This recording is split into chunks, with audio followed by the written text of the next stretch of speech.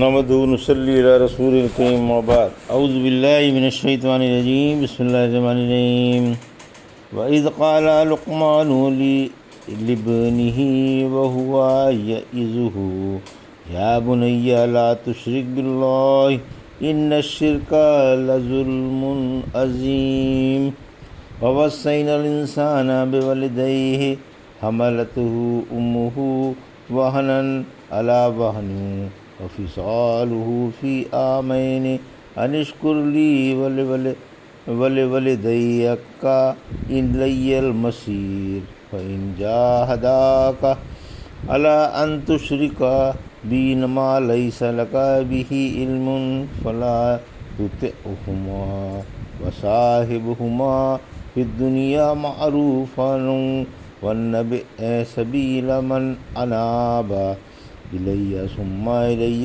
مرجعكم فينبئكم بما كنتم تعملون۔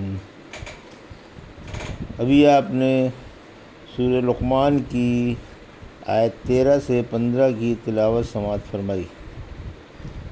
ان آیتوں کا ترجمہ اور تفسیر اس طرح ہے۔ وَإِذْ قَالَ لُقْمَانُ لِابْنِهِ وَهُوَ يَعِظُهُ يَا بُنَيَّ لَا تُشْرِكْ بِاللَّهِ إِنَّ الشِّرْكَ لَظُلْمٌ عَظِيمٌ آیت 13۔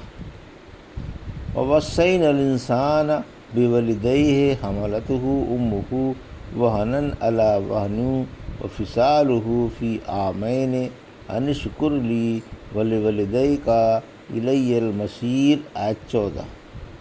وَإِنْ جَاهَدَاكَ عَلَىٰ أَن تُشْرِكَ بِي مَا لَيْسَ لَكَ بِهِ عِلْمٌ فَلَا تُطِعْهُمَا وَصَاحِبْهُمَا فِي الدُّنْيَا مَعْرُوفًا وَاتَّبِعْ سَبِيلَ مَنْ أَنَابَ إِلَيَّ ثُمَّ إِلَيَّ مَرْجِعُكُمْ فَيُنَبِّئُكُم بِمَا كُنتُمْ تَعْمَلُونَ آیت 15۔ ترجمہ۔ نصیحت کرتے ہوئے جب لقمان نے اپنے بیٹے سے کہا، جان پدر خبردار اللہ کے ساتھ شرک نہ کرنا، کیونکہ شرک بڑا سنگین ظلم ہے، اور ہم نے انسان کو ماں باپ کے ساتھ حسن سلوک کا حکم دیا۔ اس کی والدہ نے کمزوری پر کمزوری برداشت کر کے اسے اٹھائے رکھا، اور 2 برس میں اس کا دودھ چھوٹتا ہے کہ تم میری اور اپنے ماں باپ کی شکر گزاری بجا لاؤ۔ میری ہی طرف لوٹ کر آنا ہے۔ اگر تجھ پر تیرے ماں باپ اس بات کا زور ڈالیں کہ تو میرے ساتھ اسے شریک بنائے جس کا تجھے علم نہیں، تو ان کا کہنا نہ مان، اور دنیا میں ان کے ساتھ اچھی طرح سے زندگی گزار، اور میری طرف سے جھکنے والوں کی راہ پر چل۔ پھر میری ہی طرف تم سب کو لوٹ کر آنا ہے، پھر میں تم کو تمہارے عملوں کی خبر دوں گا۔ یہ تھا ترجمہ سورہ لقمان کی آیت 13 سے 15 کا۔ تفسیر۔ آیت 13۔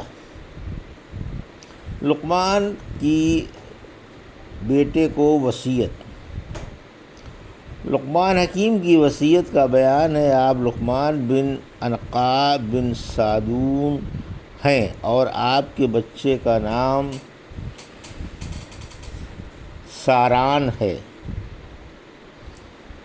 حق تعالیٰ نے آپ کا ذکر خیر اچھائی کے ساتھ کیا اور فرمایا کہ ہم نے اسے حکمت دی تھی۔ باپ بیٹے پر شفیق و مہربان ہوتا ہی ہے، اور اسے دل و جان سے چاہتا ہی ہے۔ اسی جذبہ محبت کی بنا پر آپ اپنے بچے کو ایک حکمت کی بات سمجھا رہے ہیں کہ دیکھنا، ساران سب سے پہلے تو تم پر اللہ کا حق ہے، اسی کی بلا شرکت غیر خالص عبادت کرنا۔ وہ اکیلا ہے اور اس کا کوئی شریک نہیں، خبردار اس کے ساتھ کسی کو شریک نہ کرنا۔ پھر شرک سے ڈراتے ہوئے فرماتے ہیں کہ یہ ایسا سنگین گناہ ہے جس کے مقابلے کا کوئی اور گناہ نہیں، اس لیے اس سے ہمیشہ بچتے رہنا۔ ابن مسعود اس طرح فرماتے ہیں، جب سورہ انعام کی آیت 82 اتری تو صحابہ کرام لرز گئے اور کہنے لگے کہ ایسا کون ہے جس سے کوئی گناہ سرزد نہ ہوا ہو؟ فرمایا یہاں ظلم سے مراد شرک ہے۔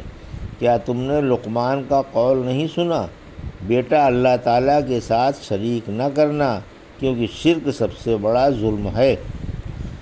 آیت 14، ماں باپ کے ساتھ حسن سلوک کا حکم۔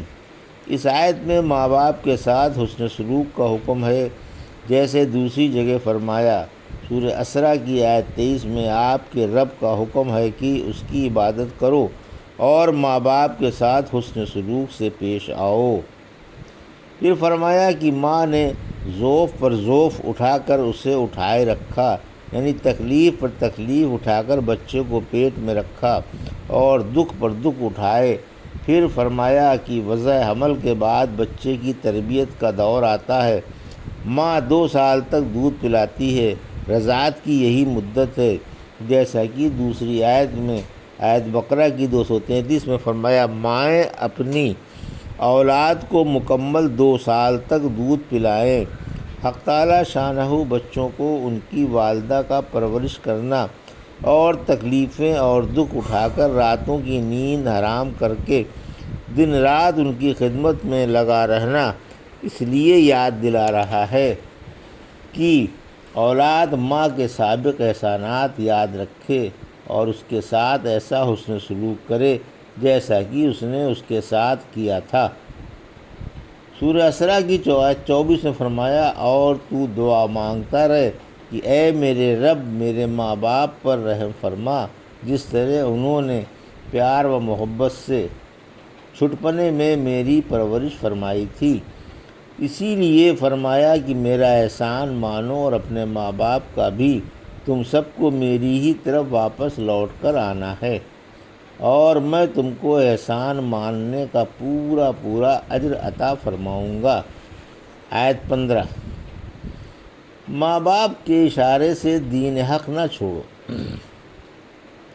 یعنی اگر ماں باپ تم پر پورا پورا دباؤ ڈالیں اور کوشش کر کے تم کو اپنے دین کی رغبت دیں اور ان کا دل یہ چاہے کہ تم ان کے دین پر قائم رہ کر ان کے نقش و قدم پر چلو، تو ان کی بات ہرگز نہ مانو اور توحید و اسلام پر قائم رہو، لیکن ان کے ساتھ حسن سلوک سے پیش آتے رہو، دنیا میں ان سے پیار و محبت کا برتاؤ رکھو اور ان کے سابق احسانات کے بدلے احسان کرتے رہو اور دین میں ان لوگوں کی پیروی کرو جو میری طرف جھکے ہوئے ہیں، تم کو آنا میری ہی طرف ہے، پھر میں تم کو تمہارے تمام عملوں کا بدلہ دوں گا۔